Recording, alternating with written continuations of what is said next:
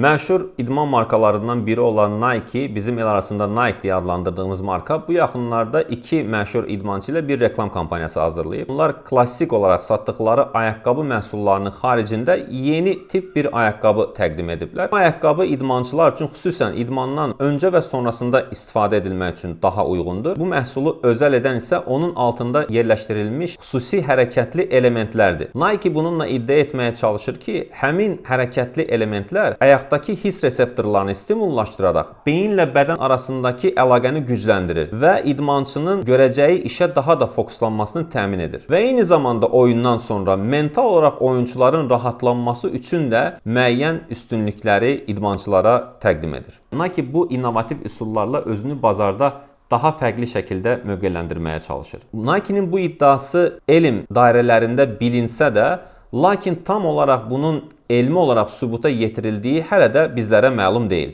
Marka bununla təkcə məhsul satmadığını, eyni zamanda zehinlə bədən arasında əlaqə yaradacaq, bunu gücləndirəcək bir təcrübə satdığını iddia etməyə çalışır. Və siz necə düşünürsünüz? Bu məhsul həqiqətən də iddia edildiyi kimi bir təsirə malikdirmi, yoxsa Nike'nin sadəcə bazarda özünü fərqləndirmək üçün istifadə etdiyi bir marketinq üsuludur mu?